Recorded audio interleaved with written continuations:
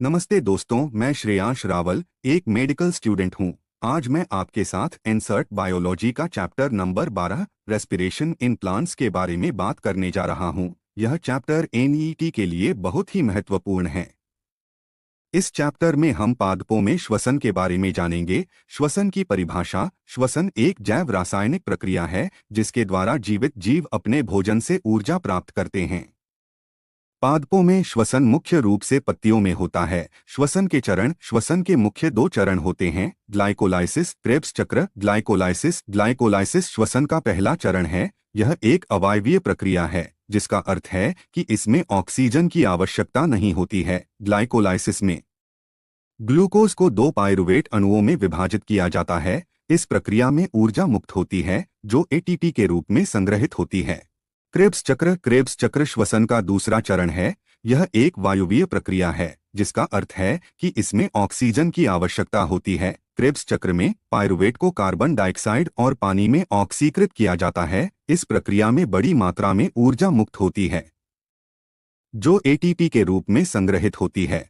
पादपों में श्वसन के महत्व। पादपों में श्वसन का महत्व निम्नलिखित है। ऊर्जा उत्पादन। श्वसन पादपों के लिए ऊर्जा का मुख्य स्रोत है। यह ऊर्जा पादपों को बढ़ने, विकसित होने और प्रजनन करने के लिए आवश्यक है। कार्बन डाइऑक्साइड का उपयोग। श्वसन में पादप कार्बन डाइऑक्साइड का उपयोग भोजन के निर्माण के लिए करते हैं। ऑक्सीजन का उत्पादन। श्वसन के दौरान पादप ऑक्सीजन का उत्पादन करते हैं, जो अन्य जीवों के लिए आवश्यक है।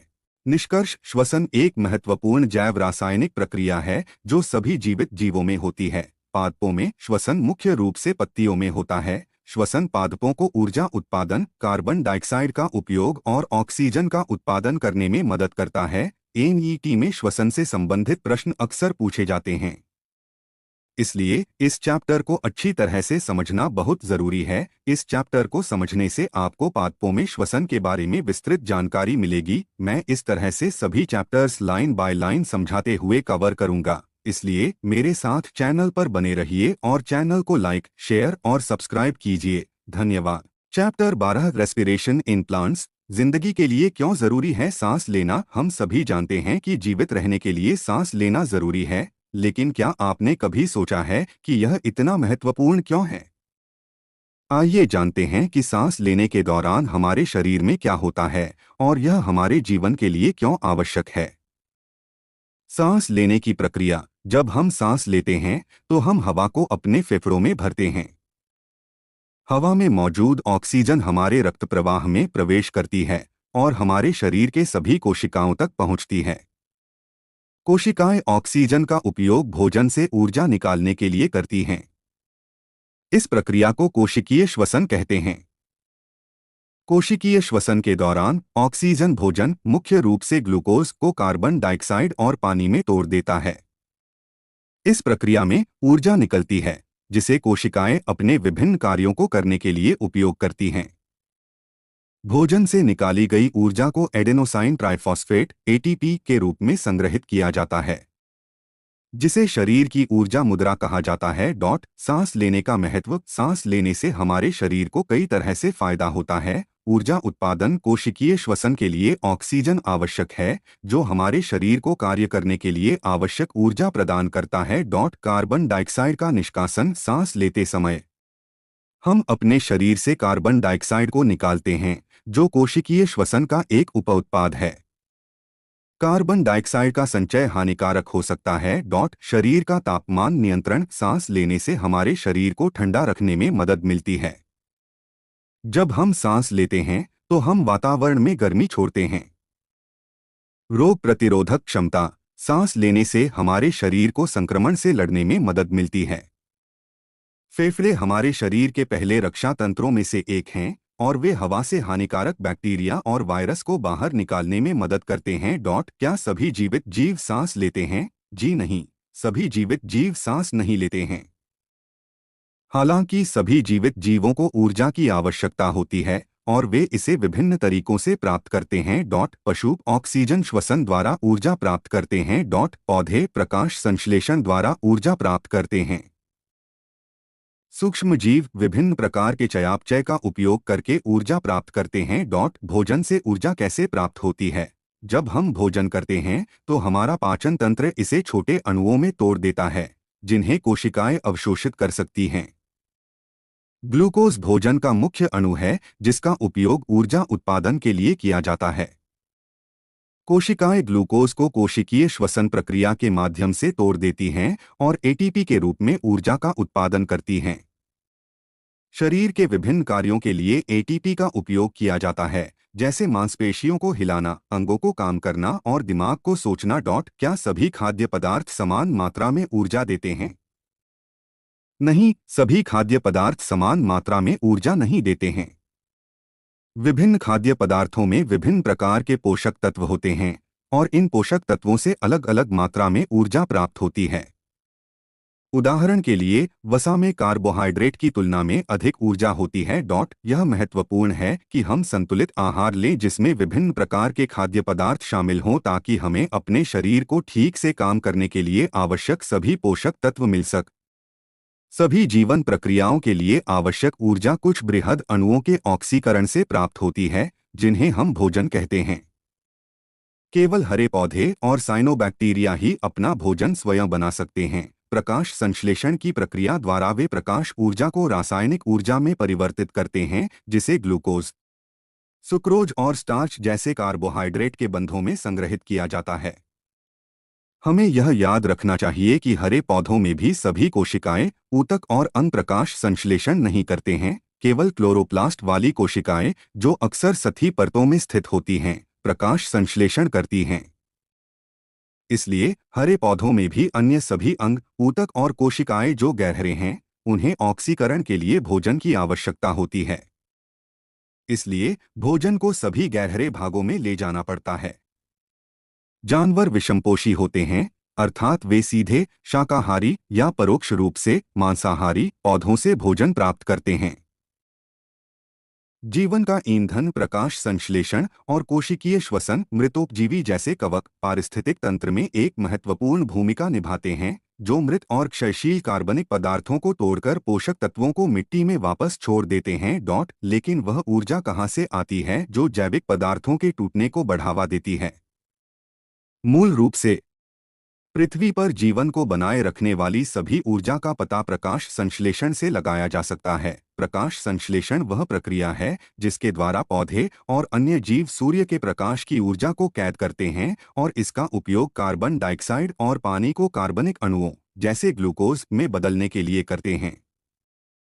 यह प्रक्रिया पौधों की कोशिकाओं के क्लोरोप्लास्ट में होती है। दूसरी ओर कोशिकीय श्वसन वह प्रक्रिया है जिसके द्वारा कोशिकाएं ऊर्जा छोड़ने के लिए कार्बनिक अणुओं को तोड़ देती हैं।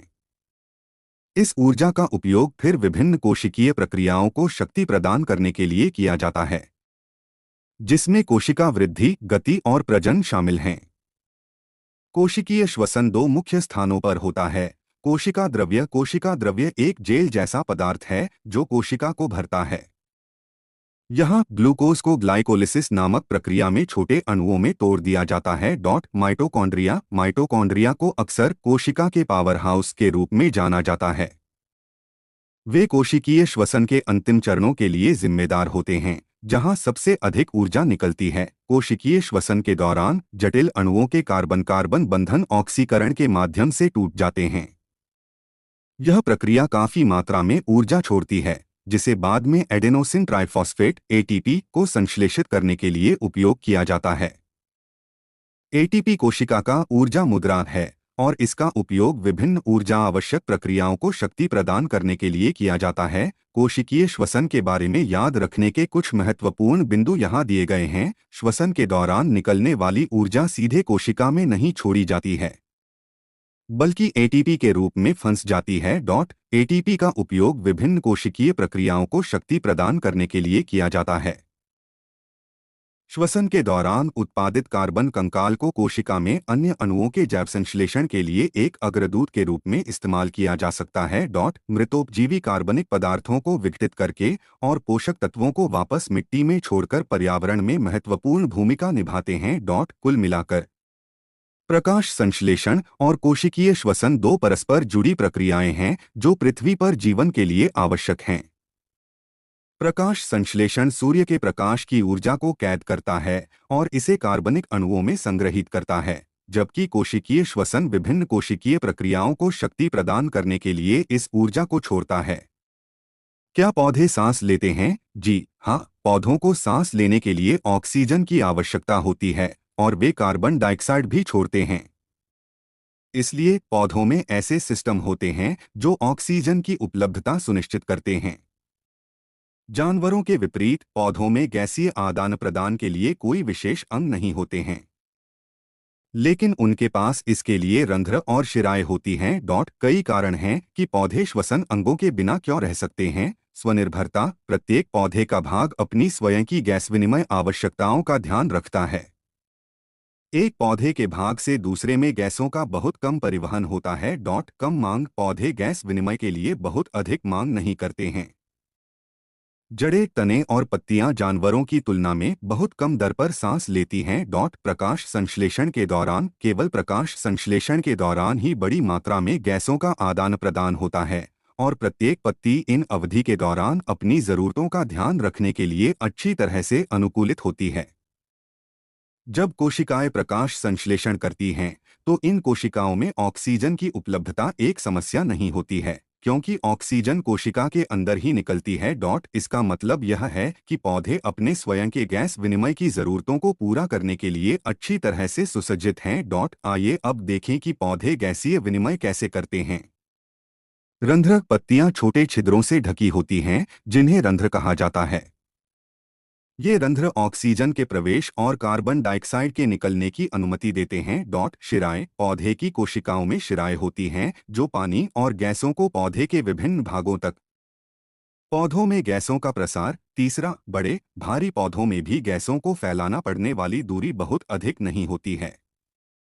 एक पौधे में प्रत्येक जीवित कोशिका पौधे की सतह के काफी करीब स्थित होती है। यह पत्तियों के लिए तो सच है। आप पूछ सकते हैं, लेकिन मोटे लकड़ी के तने और जड़ों के बारे में क्या? तनों में जीवित कोशिकाएं छाल के अंदर और नीचे पतली परतों में व्यवस्थित होती हैं। उनके पास लेंटिकल नामक उद्घाटन भी होते हैं। अंदरूनी कोशिकाएं मृत होती हैं और केवल यांत्रिक सहायता प्रदान करती हैं। इस प्रकार एक पौधे की अधिकांश कोशिकाओं की सतह का कम से कम एक हिस्सा हवा के संपर्क में होता है। यह पत्तियों, तनों और जड़ों में पैरेन्काइमा कोशिकाओं के ढीले पैकिंग द्वारा भी सुगम होता है, जो हवा के रिक्त स्थान का एक परस्पर जुड़ा हुआ नेटवर्क प्रदान करता है। ग्लूकोज का पूर्ण दहन, ग्लूकोज का पूर्ण दहन, जो अंत उत्पादों के रूप में CO2 और H2O पैदा करता है, ऊर्जा उत्पन्न करता है, जिसका अधिकांश भाग गर्मी के रूप में निकलता है। C6H12O66O26CO26H2O energy. अब आइए देखें कि पौधों में गैसीय विनिमय कैसे होता है। रंध्र, पत्तियां छोटे छिद्रों से ढकी होती हैं, जिन्हें रंध्र कहा जाता है। ये रंध्र ऑक्सीजन के प्रवेश और कार्बन डाइऑक्साइड के निकलने की अनुमति देते हैं। शिराएं, पौधे की कोशिकाओं में शिराएं होती हैं जो पानी और गैसों को पौधे के विभिन्न भागों तक पहुंचाती हैं। लेंटिकेल, तनों में कोशिकाओं की जीवित परत के नीचे लेंटिकल नामक छिद्र होते हैं जो हवा के प्रवेश और गैसों के आदान प्रदान की अनुमति देते हैं। तो पौधे सांस लेते हैं, लेकिन वे इसे जानवरों की तरह नहीं करते हैं। पौधों के पास अपने स्वयं के गैसीय विनिमय की जरूरतों को पूरा करने के लिए अद्वितीय अनुकूलन होते हैं। सेल के लिए उपयोगी ऊर्जा प्राप्त करना। यदि यह ऊर्जा कोशिका के लिए उपयोगी होनी है, तो इसे अन्य अणुओं को संश्लेषित करने के लिए इसका उपयोग करने में सक्षम होना चाहिए जिनकी कोशिका को आवश्यकता होती है। पौधे की कोशिका जिस रणनीति का उपयोग करती है, वह ग्लूकोज अणु को इस तरह से तोड़ना है कि मुक्त ऊर्जा सभी गर्मी के रूप में बाहर न जाए। कुंजी एक चरण में नहीं बल्कि कई छोटे चरणों में ग्लूकोज का ऑक्सीकरण करना है, जिससे कुछ चरण इतने बड़े हो जाते हैं कि जारी ऊर्जा को एटीपी संश्लेषण के साथ जोड़ा जा सकता है। यह कैसे किया जाता है? अनिवार्य रूप से श्वसन की कहानी है। श्वसन की प्रक्रिया के दौरान ऑक्सीजन का उपयोग किया जाता है और कार्बन डाइऑक्साइड, पानी और ऊर्जा उत्पादों के रूप में निकलते हैं। दहन क्रिया के लिए ऑक्सीजन की आवश्यकता होती है, लेकिन कुछ कोशिकाएं ऐसी जगह रहती हैं जहां ऑक्सीजन उपलब्ध हो भी सकती है और नहीं भी। क्या आप ऐसी स्थितियों और जीवों के बारे में सोच सकते हैं जहां O2 उपलब्ध नहीं है? यह विश्वास करने के लिए पर्याप्त कारण है कि इस ग्रह पर पहली कोशिकाएं ऑक्सीजन रहित वातावरण में रहती थीं। यहाँ तक कि वर्तमान जीवित जीवों में भी हम कई ऐसे जीवों के बारे में जानते हैं जो अवायवीय परिस्थितियों के अनुकूल हैं। इनमें से कुछ जीवों में वैकल्पिक अवायवीय हैं, जबकि अन्य में अवायवीय स्थिति की आवश्यकता अनिवार्य है। किसी भी मामले में सभी जीवित जीव बिना ऑक्सीजन के ग्लूकोज को आंशिक रूप से ऑक्सीकरण करने के लिए एंजाइमी मशीनरी को बनाए रखते हैं। पायरुविक एसिड के लिए ग्लूकोज के इस टूटने को ग्लाइकोलिसिस कहा जाता है। अब आइए देखें कि पौधे कैसे ग्लूकोज को तोड़ते हैं और बिना ऑक्सीजन के एटीपी का उत्पादन करते हैं। ग्लाइकोलिसिस यह चरण साइटोप्लाज्म में होता है और इसमें ग्लूकोज अणु को दो पायरुवेट अणुओं में विभाजित किया जाता है। इस प्रक्रिया में दो एटीपी अणु भी बनते हैं। पायरुवेट ऑक्सीकरण यह चरण माइटोकॉन्ड्रिया में होता है और इसमें पायरुवेट अणुओं को कार्बन डाइऑक्साइड और एसिटाइल सीओए में विभाजित किया जाता है। इस प्रक्रिया में दो नाद अणु भी बनते हैं। एसिटाइल सीओए चक्र यह चरण माइटोकॉन्ड्रिया में भी होता है और इसमें एसिटाइल सीओए अणु को CO2 और पानी में विभाजित किया जाता है। इस प्रक्रिया में कई एटीपी अणु भी बनते हैं। ग्लाइकोलिसिस चीनी का टूटना। ग्लाइकोलिसिस शब्द ग्रीक शब्दों ग्लाइकोस चीनी और लिसिस विभाजन से लिया गया है। ग्लाइकोलिसिस की योजना गुस्ताव एम्बर्डेन, ओटो मेयरहोफ और जे पारनास द्वारा दी गई थी और इसे अक्सर ईएमपी मार्ग के रूप में जाना जाता है। अवायवीय जीवों में यह श्वसन में एकमात्र प्रक्रिया है। ग्लाइकोलिसिस कोशिका के कोशिका द्रव्य में होता है और सभी जीवित जीवों में मौजूद होता है। इस प्रक्रिया में ग्लूकोज आंशिक ऑक्सीकरण से दो पायरुविक अम्ल अणु बनाता है। पौधों में यह ग्लूकोज सुक्रोज से प्राप्त होता है, जो प्रकाश संश्लेषण का अंतिम उत्पाद है, या भंडारण कार्बोहाइड्रेट से। ग्लाइकोलिसिस को निम्नलिखित चरणों में विभाजित किया जा सकता है। प्राइमिंग ग्लूकोज को एटीपी अणु का उपयोग करके ग्लूकोज 6 फॉस्फेट में बदल दिया जाता है। आइसोमेराइजेशन ग्लूकोज 6 फॉस्फेट को फ्रक्टोज 6 फॉस्फेट में बदल दिया जाता है। फॉस्फोरिलेशन फ्रक्टोज 6 फॉस्फेट को एटीपी अणु का उपयोग करके फ्रक्टोज 1 6 बिस्फॉस्फेट में बदल दिया जाता है। क्लीवेज फ्रक्टोज 1 6 बिस्फॉस्फेट को दो ट्रायोज फॉस्फेट अणुओं में विभाजित किया जाता है। डाइहाइड्रोक्सीएसीटोन फॉस्फेट DHAP और ग्लिसराल्डिहाइड 3 फॉस्फेट GAP।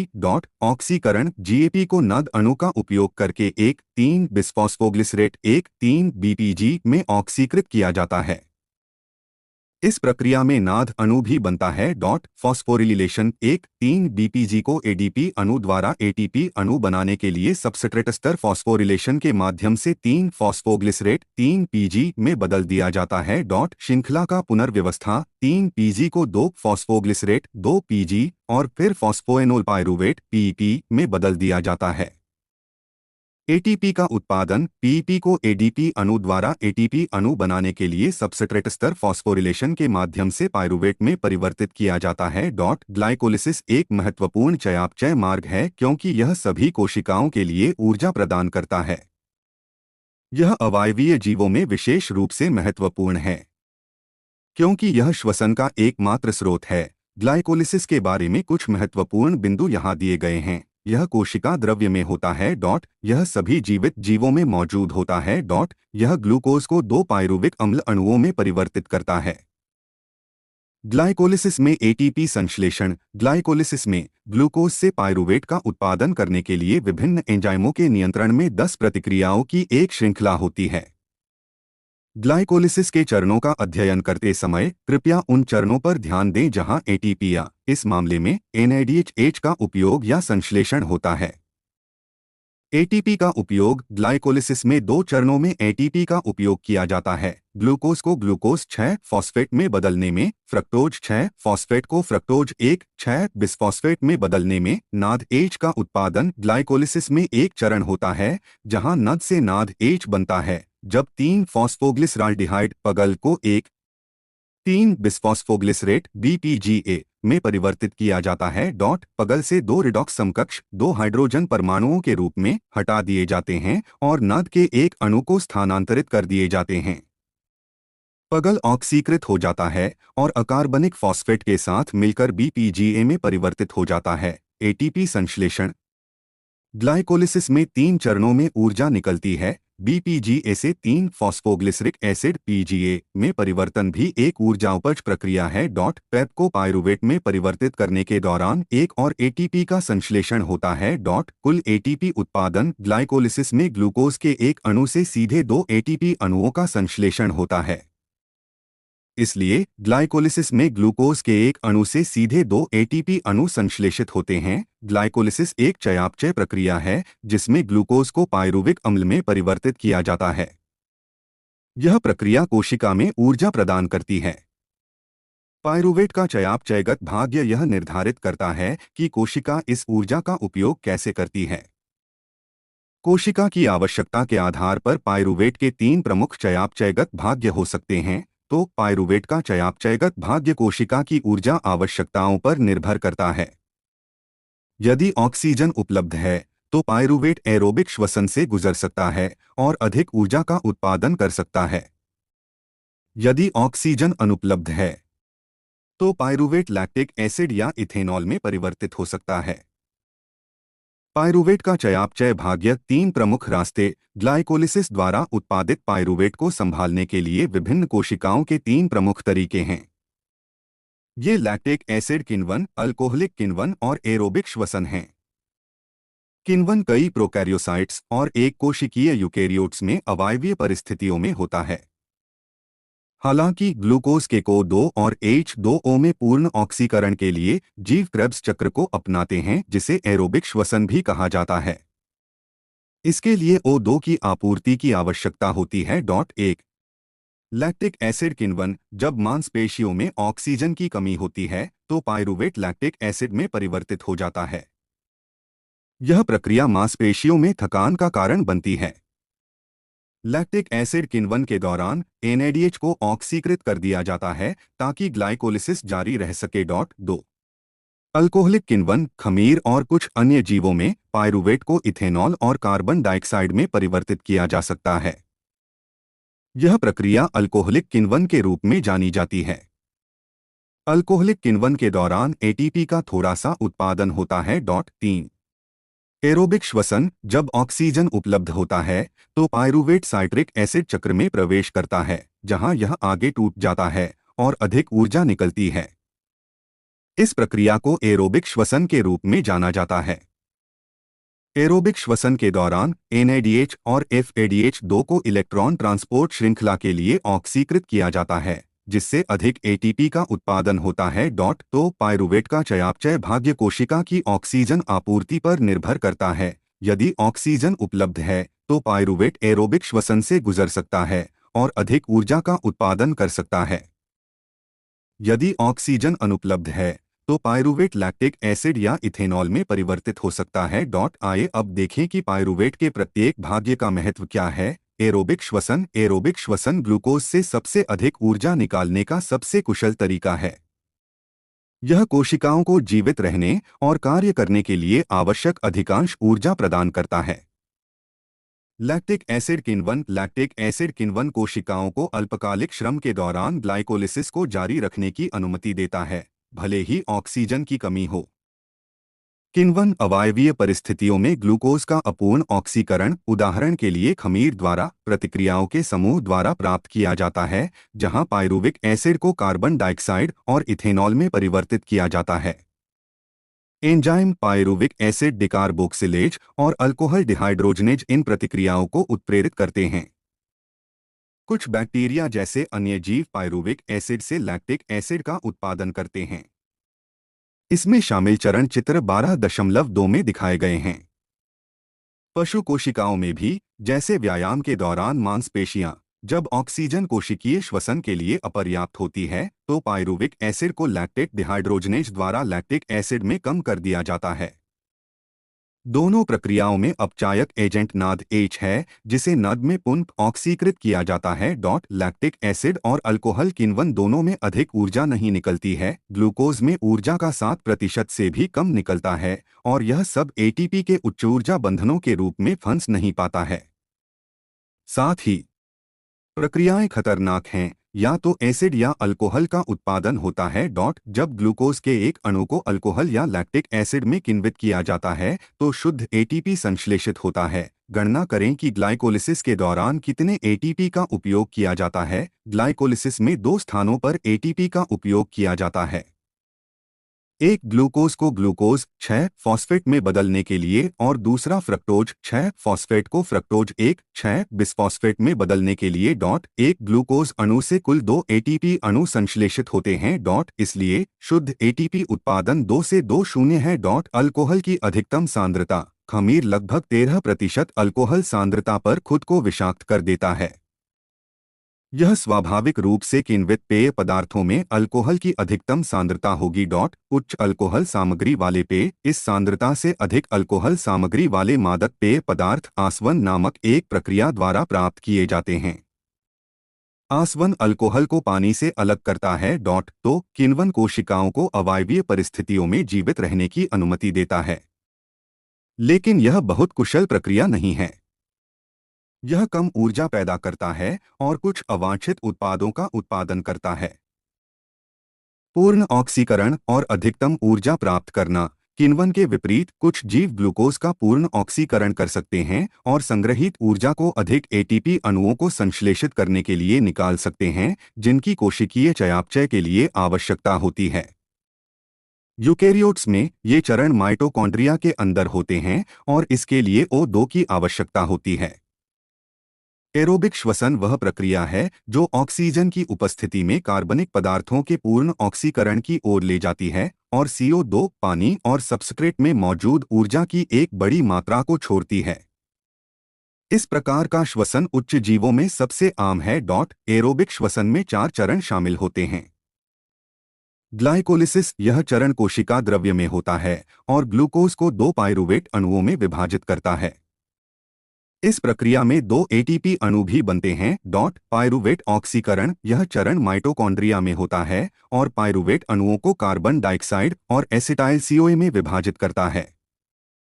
इस प्रक्रिया में 2 नाद अणु भी बनते हैं। एसिटाइल CoA चक्र यह चरण माइटोकॉन्ड्रिया में भी होता है और एसिटाइल CoA अणु को CO2 और पानी में विभाजित करता है। इस प्रक्रिया में कई एटीपी अणु भी बनते हैं। इलेक्ट्रॉन ट्रांसपोर्ट श्रृंखला और केमोस्मोसिस यह चरण माइटोकॉन्ड्रिया की आंतरिक झिल्ली में होता है और NADH और FADH 2 अणुओं से इलेक्ट्रॉनों को स्थानांतरित करता है, जिससे एक प्रोटॉन ढाल बनता है। प्रोटॉन ढाल का उपयोग एटीपी संश्लेषण के लिए किया जाता है। एरोबिक श्वसन के माध्यम से एक ग्लूकोज अणु से 36 या 38 एटीपी अणुओं का उत्पादन किया जा सकता है, जबकि किण्वन के माध्यम से केवल 2 एटीपी अणुओं का उत्पादन किया जा सकता है। इसलिए एरोबिक श्वसन ग्लूकोज से ऊर्जा निकालने का सबसे कुशल तरीका है और यह उच्च जीवों में पाया जाने वाला श्वसन का पसंदीदा रूप है। अगले भाग में हम उन प्रक्रियाओं को देखेंगे जो यूकेरियोट्स में एरोबिक श्वसन के दौरान होती हैं।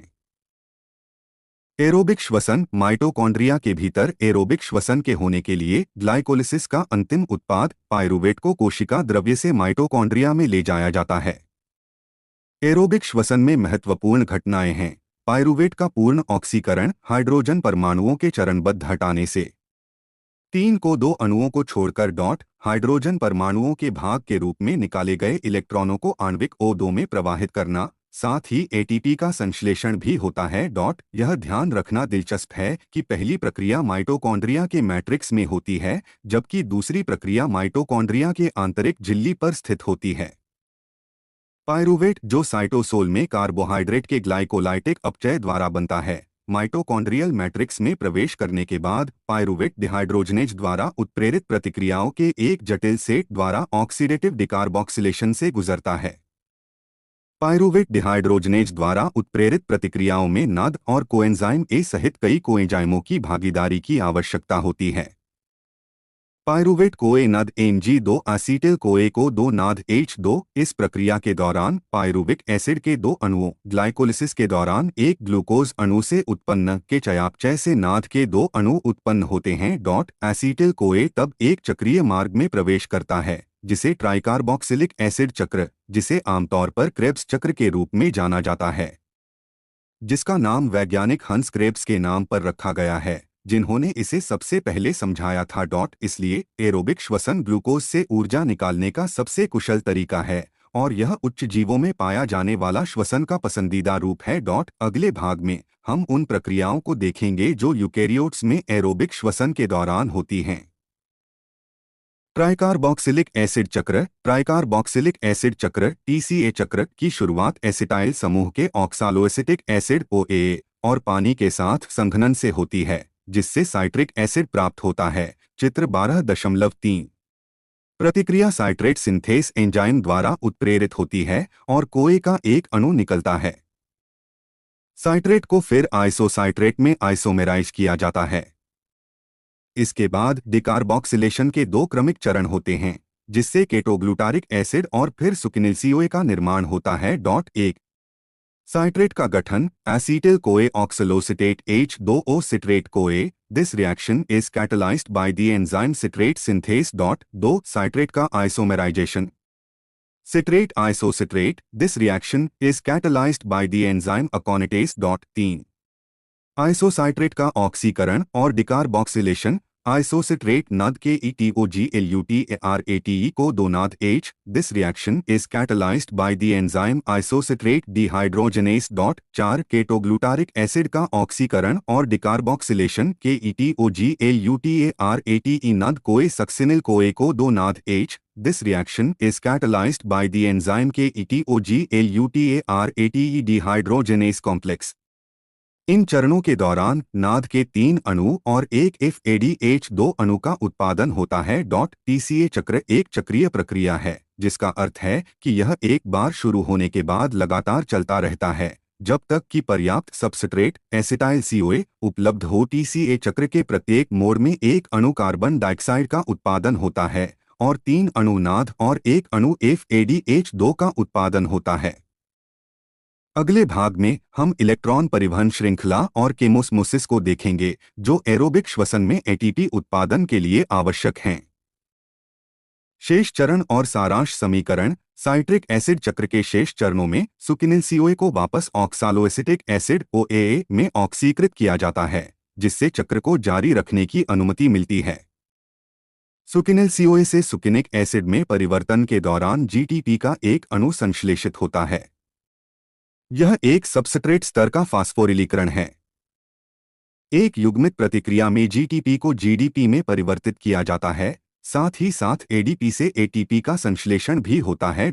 इसके अलावा चक्र में 3 बिंदु होते हैं, जहां नाद को नाद H में घटाया जाता है और एक बिंदु जहां फैड को FADH2 में घटाया जाता है। TCA चक्र के माध्यम से एसिटाइल कोए का निरंतर ऑक्सीकरण चक्र के पहले सदस्य ऑक्सालोएसिटिक एसिड की निरंतर पूर्ति की आवश्यकता है। इसके अलावा इसे नाद और FADH2 से क्रमशः नाद और फैड के पुनर्जनन की भी आवश्यकता होती है। श्वसन के इस चरण के लिए सारांश समीकरण निम्नानुसार लिखा जा सकता है। एसीटिल कोए 3 नाद 1 फैड 2 H2O GDP पाए 3 को 2 4 नाद 1 FADH2 1 GTP 1 कोए ADPH। इस समीकरण के संदर्भ में हम निम्नलिखित निष्कर्ष निकाल सकते हैं। एक ग्लूकोज अणु से निकाले गए 2 अणु एसिटाइल CoA TCA चक्र में प्रवेश करते हैं। TCA चक्र के प्रत्येक मोड़ में 3 अणु को 2 निकलता है। TCA चक्र के प्रत्येक मोड़ में 4 अणु नाद और एक अणु FADH2 उत्पन्न होता है। TCA चक्र के प्रत्येक मोड़ में एक अणु GTP उत्पन्न होता है, जो बाद में एक अणु ATP में परिवर्तित हो जाता है। इसलिए TCA चक्र ग्लूकोज से ऊर्जा निकालने में एक महत्वपूर्ण चरण है। यह कई ऊर्जावाहक अणुओं को उत्पन्न करता है, जिनका उपयोग इलेक्ट्रॉन परिवहन श्रृंखला में ATP के उत्पादन के लिए किया जा सकता है। अगले भाग में हम इलेक्ट्रॉन परिवहन श्रृंखला और केमोस्मोसिस को देखेंगे। इलेक्ट्रॉन परिवहन तंत्र ETS और ऑक्सीडेटिव फास्फोरिलीकरण। अब तक हमने देखा है कि ग्लूकोज को 2 और नाद H के 8 अणुओं को छोड़ने के लिए तोड़ा गया है। TCA चक्र में केवल 2 अणुओं के अलावा 2 FADH2 को संश्लेषित किया गया है। आप सोच रहे होंगे कि हम श्वसन के बारे में क्यों चर्चा कर रहे हैं। नहीं, O2 चित्र में आया है और न ही बड़ी संख्या में ATP का संश्लेषण अभी तक हुआ है। साथ ही नाद H और FADH2 की भूमिका क्या है, जिसे संश्लेषित किया जाता है। आइए अब श्वसन में O2 की भूमिका को समझें और कैसे एटीपी का संश्लेषण होता है। 12 अप्रैल 2002 इलेक्ट्रॉन परिवहन तंत्र ETS और ऑक्सीडेटिव फास्फोरिलीकरण श्वसन प्रक्रिया में निम्नलिखित चरण नाद H और FADH2 में संग्रहित ऊर्जा को मुक्त करना और उसका उपयोग करना है। यह तब पूरा होता है जब उन्हें इलेक्ट्रॉन परिवहन प्रणाली के माध्यम से ऑक्सीकृत किया जाता है और इलेक्ट्रॉनों को O2 पर पारित किया जाता है, जिसके परिणामस्वरूप H2O का निर्माण होता है। चयापचय मार्ग जिसके माध्यम से इलेक्ट्रॉन एक वाहक से दूसरे वाहक में गुजरता है, उसे इलेक्ट्रॉन परिवहन तंत्र ETS कहा जाता है और यह आंतरिक माइटोकॉन्ड्रियल झिल्ली में मौजूद होता है। आइए इसे एक शिक्षक की तरह विस्तार से समझें। कल्पना करें कि आप एक श्वसन प्रक्रिया के अंदर हैं। आपने पहले ही ग्लूकोज को O2 और पानी में तोड़ा है और रास्ते में कुछ ऊर्जा अणुओं नाद H और FADH2 को इकट्ठा किया है। अब आपको इस ऊर्जा को मुक्त करने और इसे उपयोग करने योग्य रूप में परिवर्तित करने की आवश्यकता है। जो ATP है। यहीं पर इलेक्ट्रॉन परिवहन तंत्र ETS काम आता है। यह एक आंतरिक माइटोकॉन्ड्रियल झिल्ली में स्थित प्रोटीनों की एक श्रृंखला है। ये प्रोटीन एक दूसरे को इलेक्ट्रॉनों को रिले करते हैं, जिससे ऊर्जा निकलती है। आइए इसे एक एडवेंचर की तरह देखें। आप अपने नाद H और FADH2 अणुओं को ETS के पहले प्रोटीन को सौंपते हैं। यह प्रोटीन इलेक्ट्रॉन को स्वीकार करता है और उन्हें अगले प्रोटीन को भेजता है, जिससे ऊर्जा निकलती है। यह प्रक्रिया कई बार दोहराई जाती है। प्रत्येक प्रोटीन से ऊर्जा निकलती है। अंत में इलेक्ट्रॉनों को ऑक्सीजन O2 पर पारित किया जाता है, जिससे पानी H2O बनता है। लेकिन इलेक्ट्रॉनों को स्थानांतरित करने से ऊर्जा कैसे निकलती है? ETS प्रोटीन एक विशेष तरीके से व्यवस्थित होते हैं। वे आंतरिक माइटोकॉन्ड्रियल झिल्ली के पार एक प्रोटॉन ग्रेडियंट बनाते हैं। यह प्रोटॉन ग्रेडियंट एक एंजाइम को चलाता है, जिसे ATP सिंथेज कहा जाता है। ATP सिंथेज ADP और पाई को ATP में परिवर्तित करता है, जो कोशिकाओं के लिए ऊर्जा का उपयोग करने योग्य रूप है। इसलिए ETS और ऑक्सीडेटिव फास्फोरिलीकरण एक साथ काम करते हैं। ETS इलेक्ट्रॉनों को स्थानांतरित करके ऊर्जा निकालता है। ऑक्सीडेटिव फास्फोरिलीकरण इस ऊर्जा का उपयोग ATP बनाने के लिए करता है। ETS और ऑक्सीडेटिव फास्फोरिलीकरण के बिना हम श्वसन के दौरान जारी ऊर्जा को उपयोग करने में सक्षम नहीं होंगे। इलेक्ट्रॉन परिवहन श्रृंखला और ऑक्सीडेटिव फास्फोरिलीकरण साइट्रिक एसिड चक्र के दौरान माइटोकॉन्ड्रियल मैट्रिक्स में उत्पादित नाद से इलेक्ट्रॉनों को नाद डिहाइड्रोजनेज कॉम्प्लेक्स I द्वारा ऑक्सीकृत किया जाता है और फिर इलेक्ट्रॉनों को आंतरिक झिल्ली के भीतर स्थित यूबिकिनोन में स्थानांतरित किया जाता है। साइट्रिक एसिड चक्र में सक्सेनेट के ऑक्सीकरण के दौरान उत्पन्न होने वाले FADH2 कॉम्प्लेक्स 2 के माध्यम से यूबिकिनोन को भी कम करने वाले समकक्ष प्राप्त होते हैं। कम किया गया यूबिकिनॉल तब साइटोक्रोम BC1 कॉम्प्लेक्स 3 के माध्यम से साइटोक्रोम C में इलेक्ट्रॉनों के हस्तांतरण के साथ ऑक्सीकृत होता है। साइटोक्रोम C एक छोटा प्रोटीन है जो आंतरिक झिल्ली की बाहरी सतह से जुड़ा होता है और कॉम्प्लेक्स 3 और 4 के बीच इलेक्ट्रॉनों के हस्तांतरण के लिए एक मोबाइल वाहक के रूप में कार्य करता है। Complex 4 cytochrome C oxidase complex को संदर्भित करता है, जिसमें साइटोक्रोम A और A3 और 2 तांबे के केंद्र होते हैं। जब इलेक्ट्रॉन परिवहन श्रृंखला में कॉम्प्लेक्स I से 4 के माध्यम से एक वाहक से दूसरे वाहक में इलेक्ट्रॉन गुजरते हैं, तो वे ATP सिंथेज कॉम्प्लेक्स V के साथ युग्मित होते हैं, जो ADP और अकार्बनिक फॉस्फेट से ATP का उत्पादन करते हैं। संश्लेषित ATP अणुओं की संख्या इलेक्ट्रॉन दाता की प्रकृति पर निर्भर करती है। एक नाद अणु के ऑक्सीकरण से 3 ATP अणु उत्पन्न होते हैं, जबकि एक FADH2 अणु के ऑक्सीकरण से 2 ATP अणु उत्पन्न होते हैं। यद्यपि श्वसन की एरोबिक प्रक्रिया केवल ऑक्सीजन की उपस्थिति में होती है, ऑक्सीजन की भूमिका प्रक्रिया के टर्मिनल चरण तक ही सीमित होती है।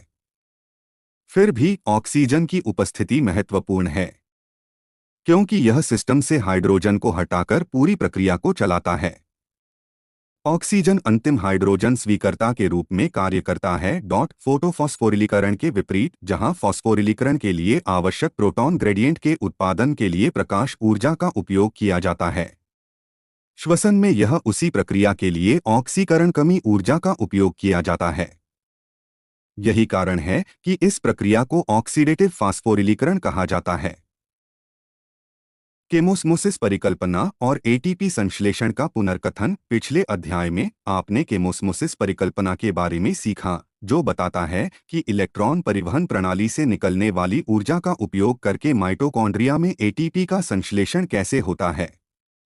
यहाँ एक संक्षिप्त पुनर्कथन है। प्रक्रिया: इलेक्ट्रॉन परिवहन प्रणाली नाद और FADH2 से इलेक्ट्रॉनों को आंतरिक माइटोकॉन्ड्रियल झिल्ली में प्रोटीन कॉम्प्लेक्स की एक श्रृंखला के माध्यम से पारित किया जाता है, जिससे ऊर्जा निकलती है। प्रोटॉन पंपिंग: इस ऊर्जा का उपयोग प्रोटॉन H को माइटोकॉन्ड्रियल मैट्रिक्स से आंतरिक झिल्ली के पार अंतः झिल्ली अवकाश में पंप करने के लिए किया जाता है, जिससे एक प्रोटॉन ग्रेडियंट बनता है। Chemiosmosis: proton ATP synthase complex V के F0 घटक में एक चैनल के माध्यम से वापस मैट्रिक्स में प्रवाहित होते हैं। एटीपी संश्लेषण: प्रोटॉन के इस आंदोलन से एटीपी सिंथेज के भीतर एक शाफ्ट का घुमाव होता है, जो बदले में F1 घटक में ADP और अकार्बनिक फॉस्फेट पाई से एटीपी के संश्लेषण को शक्ति देता है। मुख्य घटक F1 हेडपीस: इसमें एटीपी संश्लेषण के लिए उत्प्रेरक स्थल होता है। F0 झिल्ली परिसर प्रोटॉन गति के लिए एक चैनल बनाता है और इसे एटीपी संश्लेषण के साथ जोड़ता है। प्रोटॉन ग्रेडियंट: एटीपी संश्लेषण के लिए प्रेरक शक्ति। स्टोइकियोमेट्री: प्रत्येक उत्पादित एटीपी अणु के लिए 4 प्रोटॉन F0 से गुजरते हैं। श्वसन संतुलन पत्र: प्रत्येक ग्लूकोज अणु के ऑक्सीकृत होने के लिए शुद्ध एटीपी लाभ की गणना करना संभव है, लेकिन वास्तव में यह केवल एक सैद्धांतिक अभ्यास ही रह सकता है। ये गणना केवल कुछ मान्यताओं के तहत ही की जा सकती हैं। एक अनुक्रमिक व्यवस्थित मार्ग कार्य कर रहा है, जिसमें एक सबस्ट्रेट अगला बनाता है और ग्लाइकोलिसिस TCA चक्र और ETS मार्ग एक के बाद एक चलते हैं। ग्लाइकोलिसिस में संश्लेषित नाद को माइटोकॉन्ड्रिया में स्थानांतरित किया जाता है और ऑक्सीडेटिव फॉस्फोरिलीकरण से गुजरता है। मार्ग में मध्यवर्ती में से किसी का उपयोग किसी अन्य यौगिक को संश्लेषित करने के लिए नहीं किया जाता है। केवल ग्लूकोज को श्वसन किया जा रहा है। कोई अन्य वैकल्पिक सबस्ट्रेट मध्यवर्ती चरणों में से किसी में भी मार्ग में प्रवेश नहीं कर रहा है। लेकिन इस तरह की धारणाएं वास्तव में एक जीवित प्रणाली में मान्य नहीं हैं। सभी मार्ग एक साथ काम करते हैं और एक के बाद एक नहीं होते हैं। सबस्ट्रेट मार्गों में प्रवेश करते हैं और आवश्यकतानुसार इससे वापस ले लिए जाते हैं। एटीपी का उपयोग किया जाता है जैसे और जब जरूरत होती है। एंजाइमी दरों को कई तरीकों से नियंत्रित किया जाता है। फिर भी इस अभ्यास को करना उपयोगी है ताकि जीवित प्रणाली की ऊर्जा निकालने और संग्रहित करने में सुंदरता और दक्षता की सराहना की जा सके। इसलिए ग्लूकोज के एक अणु के एरोबिक श्वसन के दौरान 38 एटीपी अणुओं का शुद्ध लाभ हो सकता है। कल्पना कीजिए कि आप एक कोशिका के अंदर हैं और आप ग्लूकोज के एक अणु को देख रहे हैं। ग्लूकोज को तोड़ दिया जाता है और ऊर्जा निकलती है। इस ऊर्जा का उपयोग एटीपी बनाने के लिए किया जाता है, जो कोशिका के लिए ऊर्जा का उपयोग करने योग्य रूप है। एटीपी का उपयोग कोशिका द्वारा विभिन्न कार्यों को करने के लिए किया जाता है, जैसे कि बढ़ना, प्रजनन करना और मरम्मत करना। श्वसन एक बहुत ही कुशल प्रक्रिया है और ग्लूकोज के एक अणु से 38 एटीपी अणुओं का उत्पादन कर सकती है। यह ऊर्जा हमें जीवित रहने और पनपने के लिए आवश्यक है। श्वसन के लाभ: श्वसन हमें वह ऊर्जा प्रदान करता है जिसकी हमें जीवित रहने और पनपने के लिए आवश्यक है। यह हमें बढ़ने, प्रजनन करने और मरम्मत करने में भी सक्षम बनाता है। श्वसन हमें कार्बन डाइऑक्साइड के रूप में अपशिष्ट उत्पादों को समाप्त करने में भी सक्षम है।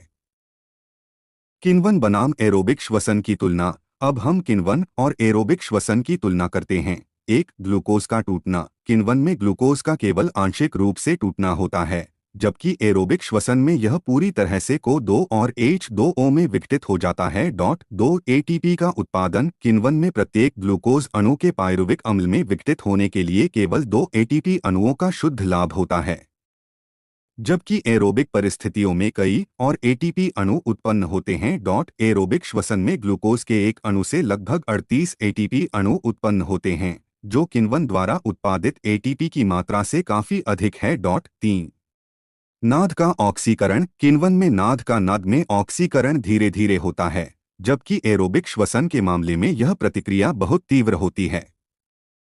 नाद इलेक्ट्रॉन परिवहन श्रृंखला में इलेक्ट्रॉन वाहक के रूप में कार्य करता है और इसका तेजी से ऑक्सीकरण एरोबिक श्वसन की उच्च दक्षता में योगदान देता है। 4 ऑक्सीजन की आवश्यकता। किण्वन के लिए ऑक्सीजन की आवश्यकता नहीं होती है, जबकि एरोबिक श्वसन को ऑक्सीजन की उपस्थिति में होने की आवश्यकता होती है। ऑक्सीजन इलेक्ट्रॉन परिवहन श्रृंखला का अंतिम इलेक्ट्रॉन स्वीकरता है और इसकी अनुपस्थिति में एरोबिक श्वसन नहीं हो सकता है। 5 उपयोगिता। किण्वन को अवायवीय जीवों द्वारा ऊर्जा प्राप्त करने के लिए उपयोग किया जाता है, जबकि एरोबिक श्वसन अधिकांश जीवित जीवों द्वारा उपयोग की जाने वाली प्राथमिक ऊर्जा उत्पादन प्रक्रिया है। एरोबिक श्वसन किण्वन की तुलना में बहुत अधिक कुशल है और अधिक एटीपी का उत्पादन करता है। निष्कर्ष। किण्वन और एरोबिक श्वसन दोनों ही ग्लूकोज से ऊर्जा निकालने के लिए आवश्यक प्रक्रियाएं हैं, लेकिन वे कई मायनों में भिन्न हैं।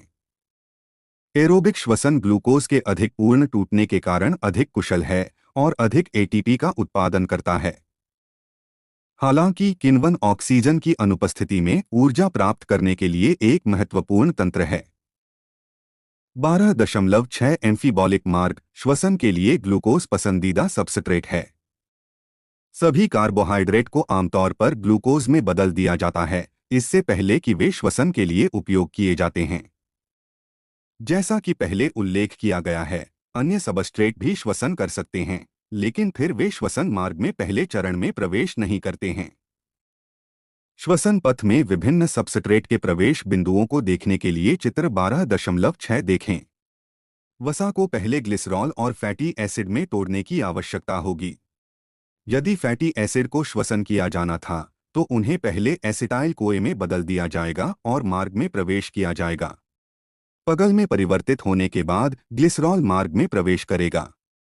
प्रोटीन को प्रोटीज द्वारा गिराया जाएगा और व्यक्तिगत अमीनो एसिड डिएमिनेशन के बाद उनकी संरचना के आधार पर क्रेब्स चक्र के भीतर किसी चरण में या यहां तक कि पायरुवेट या एसिटाइल कोए के रूप में प्रवेश करेगा। चूंकि श्वसन में सबस्ट्रेट के टूटने शामिल हैं, श्वसन प्रक्रिया को पारंपरिक रूप से एक अपचय प्रक्रिया और श्वसन पथ को एक अपचय मार्ग माना जाता है। लेकिन क्या यह समझ सही है? हमने ऊपर चर्चा की है कि श्वसन पथ में कौन से बिंदुओं पर विभिन्न सबस्ट्रेट प्रवेश करेंगे यदि उन्हें श्वसन करना है और ऊर्जा प्राप्त करने के लिए उपयोग किया जाना है। यह पहचानना महत्वपूर्ण है कि ये बहुत ही यौगिक हैं जो उपरोक्त सबस्ट्रेट के संश्लेषण के लिए श्वसन पथ से वापस ले लिए जाएंगे। इसलिए फैटी एसिड को एक सबस्ट्रेट के रूप में उपयोग किए जाने पर श्वसन पथ में प्रवेश करने से पहले एसिटाइल कोए में तोड़ दिया जाएगा। लेकिन जब जीव को फैटी एसिड को संश्लेषित करने की आवश्यकता होती है, तो उसके लिए श्वसन पथ से एसिटाइल कोए को वापस ले लिया जाएगा। इसलिए श्वसन मार्ग फैटी एसिड के टूटने और संश्लेषण दोनों के दौरान तस्वीर में आता है। इसी तरह प्रोटीन के टूटने और संश्लेषण के दौरान भी श्वसन मध्यवर्ती लिंक बनाते हैं। जीवित जीव के भीतर प्रक्रियाओं को तोड़ना अपचय है और संश्लेषण उपचय है। क्योंकि श्वसन पथ उपचय और अपचय दोनों में शामिल है, इसलिए श्वसन पथ को अपचय के बजाय एम्फीबॉलिक पथ के रूप में विचार करना बेहतर होगा। 12.7 श्वसन भागफल। आइए अब श्वसन के एक और पहलू को देखें। जैसा कि आप जानते हैं, एरोबिक श्वसन के दौरान O2 का उपयोग किया जाता है और CO2 निकलता है। श्वसन में उत्पन्न CO2 के आयतन और उपभोग किए गए O2 के आयतन के अनुपात को श्वसन भागफल RQ या श्वसन अनुपात कहा जाता है। RQ को CO2 का उत्सर्जित आयतन बटा O2 का उपभोग किया गया आयतन। श्वसन भागफल श्वसन के दौरान उपयोग किए जाने वाले श्वसन सबस्ट्रेट के प्रकार पर निर्भर करता है। जब कार्बोहाइड्रेट को सबस्ट्रेट के रूप में उपयोग किया जाता है और पूरी तरह से ऑक्सीकृत किया जाता है, तो RQ 1 होगा, क्योंकि CO2 और O2 की समान मात्रा क्रमशः निकलती और उपभोग की जाती है। जैसा कि नीचे दिए गए समीकरण में दिखाया गया है, C6H12O6 6 को 26H2O एनर्जी RQ को 2 बटा O2 6 बटा 6 1। जब वसा को सबस्ट्रेट के रूप में उपयोग किया जाता है, तो RQ कम होगा, क्योंकि वसा में कम ऑक्सीजन परमाणु होते हैं और ग्लिसरॉल के रूप में कुछ कार्बोहाइड्रेट भी निकलते हैं। उदाहरण के लिए ट्रिपामिटिन की श्वसन के लिए RQ लगभग 0। साथ है डॉट जब प्रोटीन का उपयोग सबस्ट्रेट के रूप में किया जाता है तो आर क्यू कार्बोहाइड्रेट की तुलना में थोड़ा अधिक होगा, क्योंकि प्रोटीन में नाइट्रोजन होता है जिसे यूरिया के रूप में उत्सर्जित किया जाता है। डॉट श्वसन भागफल का उपयोग विभिन्न कार्बनिक पदार्थों के टूटने को मापने के लिए किया जा सकता है। उदाहरण के लिए यह निर्धारित करने के लिए कि क्या पौधे कार्बोहाइड्रेट या वसा का उपयोग कर रहे हैं। फोटोसिंथेसिस या श्वसन के दौरान निकलने वाली CO2 और O2 की मात्रा को मापा जा सकता है। डॉट श्वसन भागफल का उपयोग चयापचय संबंधी विकारों का निदान करने में भी किया जा सकता है। उदाहरण के लिए मधुमेह वाले लोगों में श्वसन भागफल बढ़ सकता है क्योंकि वे ऊर्जा के लिए वसा का उपयोग करने में असमर्थ होते हैं। डॉट निष्कर्ष श्वसन भागफल एक उपयोगी उपकरण है जो श्वसन के दौरान उपयोग किए जाने वाले सबस्ट्रेट के प्रकार को निर्धारित करने और विभिन्न चयापचय संबंधी विकारों का निदान करने में मदद कर सकता है। यह एक सरल गणना है जो विभिन्न कार्बनिक पदार्थों के टूटने को मापने का एक प्रभावी तरीका प्रदान करती है। वसा और प्रोटीन का श्वसन भागफल। वसा के लिए श्वसन भागफल। जब वसा को श्वसन सबस्ट्रेट के रूप में उपयोग किया जाता है तो RQ 1 से कम होता है। ऐसा इसलिए है क्योंकि वसा में कार्बोहाइड्रेट की तुलना में कम ऑक्सीजन होता है। उदाहरण के लिए एक सामान्य फैटी एसिड ट्रिपालमिटिन के लिए RQ लगभग 0.7 है। इसकी गणना निम्नानुसार की जाती है 2C51H98O6 145 O2 102 को 298H2 ऊर्जा RQ को 2/O2 102/145 0.7 प्रोटीन के लिए श्वसन भागफल। जब प्रोटीन को श्वसन सबस्ट्रेट के रूप में उपयोग किया जाता है तो RQ 1 से थोड़ा अधिक होता है। ऐसा इसलिए है क्योंकि प्रोटीन में नाइट्रोजन होता है जिसे यूरिया के रूप में उत्सर्जित किया जाता है, CO2 के रूप में नहीं।